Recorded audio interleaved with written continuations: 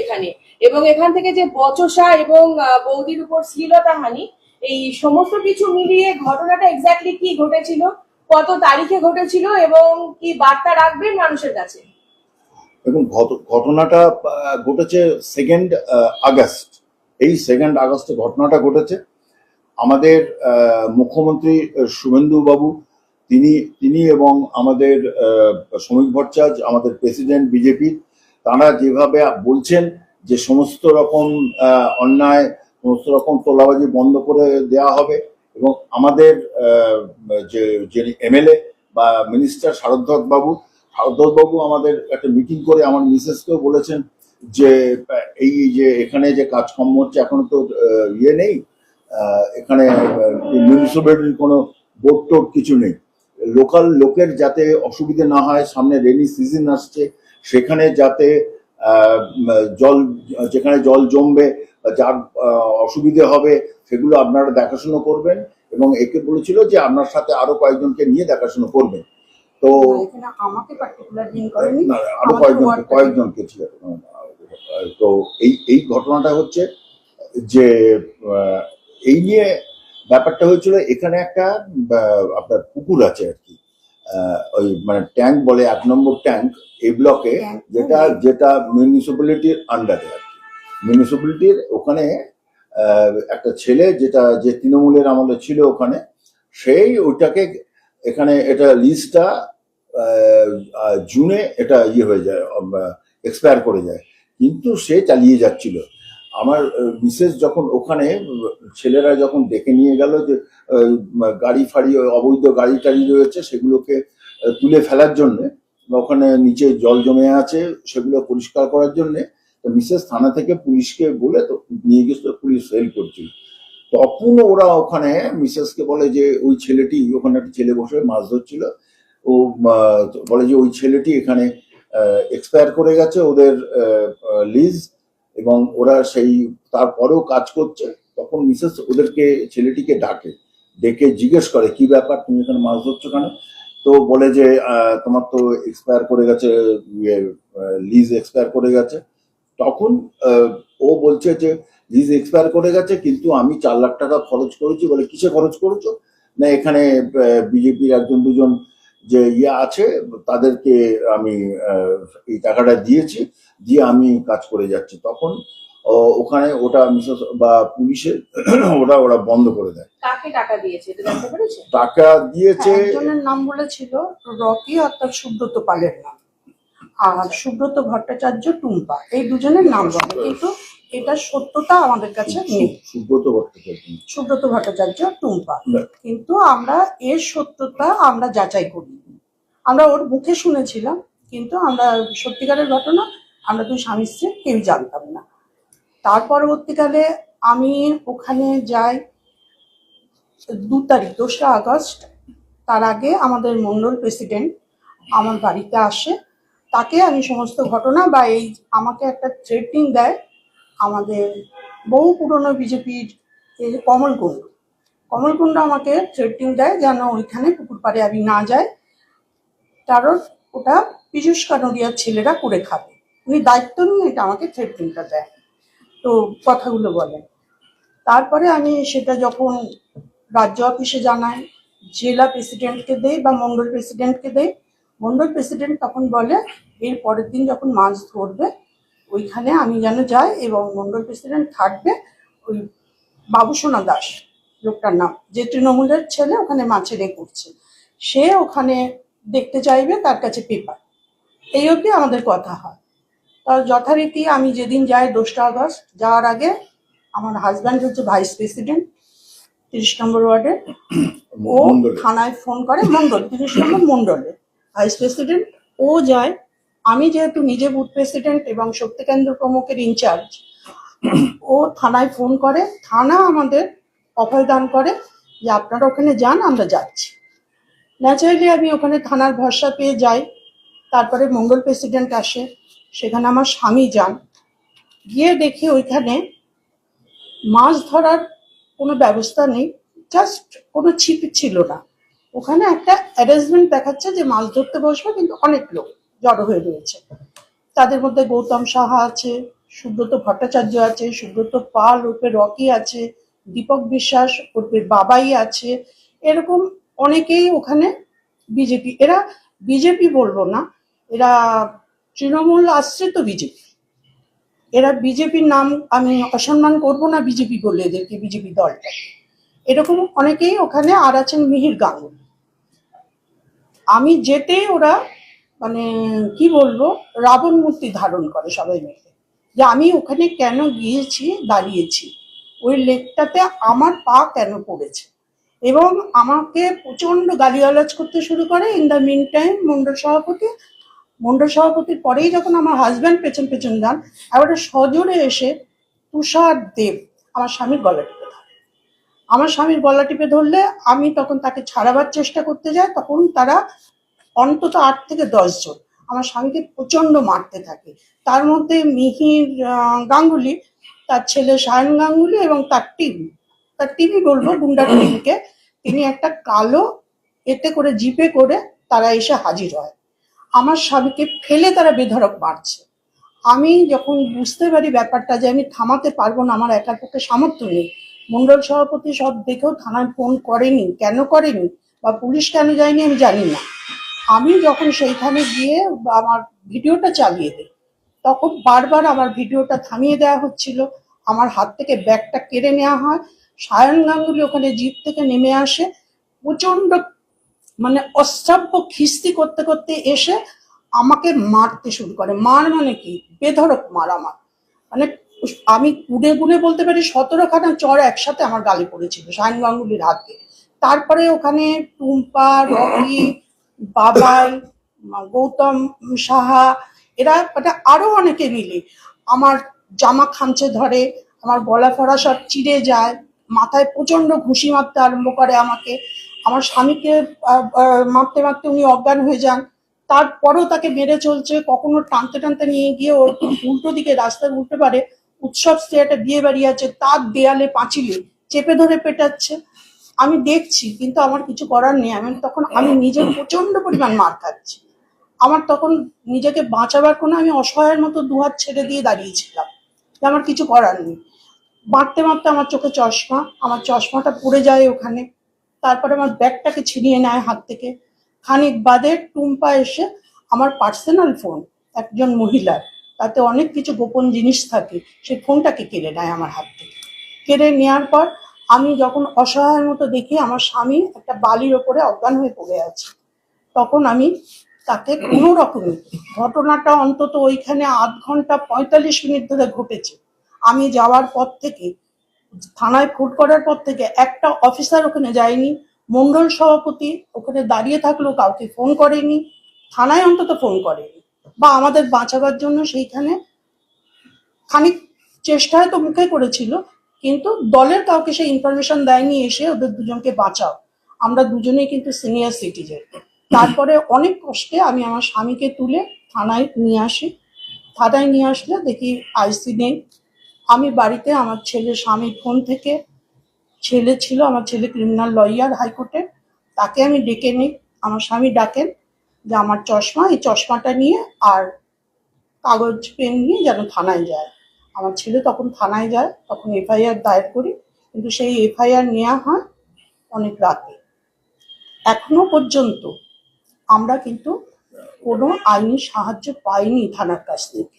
এবং সবচাইতে দুঃখের কথা, আমাদের এমএলএ, যাকে আমরা খুব কষ্ট করে প্রচন্ড খেটে সেই এসআইআর থেকে আমরা যাকে এই বিধানসভার একজন এমএলএ বানিয়েছি, সেই 116 নম্বর বিধাননগর বিধানসভার এমএলএর কাছে আমরা যখন ছুটে যাই দুই স্বামী স্ত্রী বিচারের আশায়, তিনি আমাদের তো ফোন করেননি, খবর নেননি। তখন তিনি বলেন তিনি সংগঠনটা দেখেন না, তিনি শুধু মন্ত্রিত্বটাই দেখেন। তার সংগঠন দেখে 2 জন লোক, পৌরসভায় দেখে অতীন রায় বলে একজন, সংগঠন দেখে মৃগাঙ্ক ভট্টাচার্য বলে একজন, এবং প্রশাসন দেখেন আশিস, আমি তার পদবি জানি না, তিনি। এবং সবচাইতে মজার, আমাদের থানায় যখন আমরা বসে আছি, তখন মন্ডল সভাপতি জেলা সভাপতিকে দিয়ে আমাদের প্রেশার ক্রিয়েট করেন যে আমরা যেন এটা কোনো এফআইআর না করি, এবং জিএস ছুটে আসেন মৃগাঙ্ক ভট্টাচার্য, আমরা যেন এফআইআর না করি। তার সাথে ছিল কে, দুজন আমাকে প্রচন্ডভাবে থ্রেট করে, যার ঘুষিতে আমার চশমাটা পড়ে ভেঙে যায়। আমি জানি না চশমাটা ভেঙে গেছে না পড়ে গেছে, এমনি ঘুষিতে পড়ে যায় চশমাটা। তার নাম হচ্ছে আনন্দ পোদ্দার আর টুপ্পা সুব্রত ভট্টাচার্য। যখন আমি টোটোতে উঠছি আমার অজ্ঞান অসহায় স্বামীকে নিয়ে, তখন তাদের একটাই বক্তব্য, সবাই মিলে খিস্তি করতে করতে, যে আমি কেন ভাবছি আমি কাউন্সিলর হব, আমি যেন বিজেপির নাম উচ্চারণ না করি, আমি যেন ঘরে গিয়ে দরজা বন্ধ করে হাত পা গুটিয়ে বসে থাকি, আর কোনোদিন বিজেপি পার্টির নামটা উচ্চারণ না করি।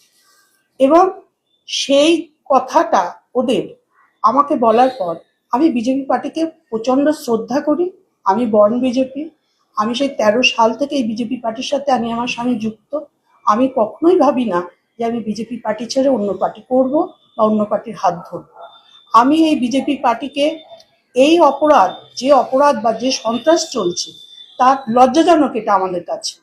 আমি বাঁচাবার জন্য আমি অসহায়ভাবে আজ আপনাদের দ্বারস্থ হলাম যে এই অন্যায় যদি চলতে থাকে ক্রমাগতভাবে, তাহলে আমাদের বিজেপি পার্টির বদনাম হবে। আমি এই বদনামটাকে চাই, সুনামটা যাতে অক্ষুণ্ণ থাকে, ওপর মহলে এটা পৌঁছাক। আমরা ওপর মহলেও গেছি, বিজেপি রাজ্য অফিসের বনসলজির কাছে দিয়ে এসেছি, আমরা দিয়ে এসেছি শশী ম্যাডামের কাছে এফআইআর কপি, কিন্তু এখনো অবধি আমরা কোনো প্রতিকার পাইনি। আমরা প্রতিকার যেমন চাই তেমন চাই এই ধরনের কুকর্ম, মানে যারা এই বিজেপি বলে নিজেদের পরিচয় দিচ্ছে তারা যেন ভবিষ্যতে নিজেদের আর বিজেপি পার্টি তাদের যেন পার্টি থেকে তাড়িয়ে দেয়, বসিয়ে দেয়। এরা বিজেপির অপভ্রংশ। আমরা যারা বিজেপি তারা এটা নিতে পারছি না। এই জিনিস যেন ভবিষ্যতে না হয়, আর এটাই আমাদের দাবি। কি বলবেন স্যার আপনি? ও যেটা বললো ঘটনাটা তাই, কারণ আমি 2013 রিটায়ার করি as superintendent narcotic control bureau. তো সেখান থেকে রিটায়ার করে আমি ডাইরেক্ট বিজেপিতে জয়েন করি। কারণ মোদিজি ওনাকে আমি দারুণ অ্যাডমায়ারার আমি মোদিজি। তো সেই জন্যে আমি বিজেপিতে জয়েন করি। তারপরে বিজেপির ভাবধারা বা বিজেপির যে দেশাত্মবোধক যে রয়েছে, যে চিন্তা ভাবনা, তার সাথে আমার মেলে এবং বিজেপির কাজকর্ম আমি অত্যন্ত পছন্দ করি। যারা সেইখানে ঘটনা হয়েছে যে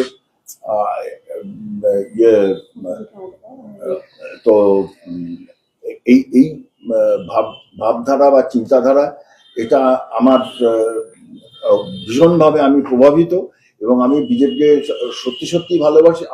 আমরা আমাদের ফ্যামিলি পুরো পৃথিবীর ধরে বহুত দিন ধরে আমরা কাজ করেছি, বিভিন্ন ধরনের কাজ। আমাকে যে স্টেট ন্যাশনাল সিকিউরিটি সেলের কো-কনভেনার বানানো হয়েছিল ওয়েস্ট বেঙ্গলে, তার হয়ে আমি গরু পাচার বন্ধ করে দিয়েছি, যেটা লালগোলা দিয়ে হতো, এনামুল হক টক যেগুলো ছিল সবকটাকে অ্যারেস্ট করিয়ে দিয়েছি। বিজেপির বিএসএফ এর কয়েকজন অ্যারেস্ট হয়েছে, কমান্ড্যান্ট। তো এই আমি কাজ করে গেছি এবং কাজ করে যাব। আমি বিজেপির সাথে আছি, বিজেপির সাথে ছিলাম, বিজেপির সাথে থাকবো।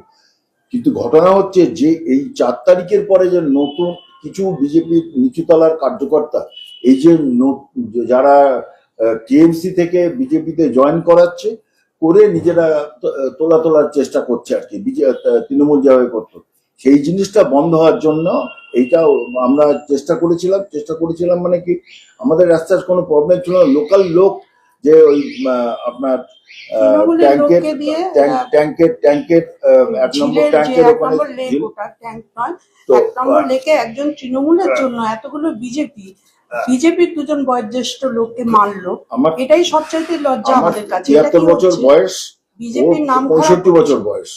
বিজেপি এতে মানে কি হচ্ছে, আমরা বিজেপির কাছে লজ্জিত হয়ে যাচ্ছি। লোক সবচাইতে হচ্ছে 30 নম্বর ওয়ার্ডের এ ব্লক বি ব্লক মিলিয়ে আতঙ্কিত হয়ে পড়েছে। একের বিধায়ক আসছেন না আমাদের ওয়ার্ডে, এটা একটা তাদের কাছে আতঙ্কের কারণ। দ্বিতীয় আতঙ্কের কারণ হচ্ছে যে গায়ে হাত পড়া। এটা শুধু কিন্তু আমাদের 2জনের ক্ষেত্রে হয়নি, রিসেন্ট এই আনন্দ পোদ্দার আর নারায়ণ পাল বা আরো 2জন এই কমলকুণ্ডুরই দলের লোক, আর একটা অশোকা বলে মেয়েকে, সেও কাজ করছিল, তাকে মেরেছে। এবং রিসেন্ট আমাদের এক দাদাকে মেরেছে, সেখানে হচ্ছে রুবেন পান্ডে, সেখানেও নাম উঠে আসছে এখানে মৃগাঙ্ক ভট্টাচার্য, উনি সাক্ষাৎকার দিয়েছেন আর বাংলাতে।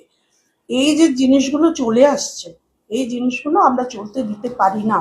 এতে কি হচ্ছে, আমরা উপর মহলের কাছে ছোট হয়ে যাচ্ছি, যে আমরা আমাদের বুথকে রক্ষা করতে পারছি না।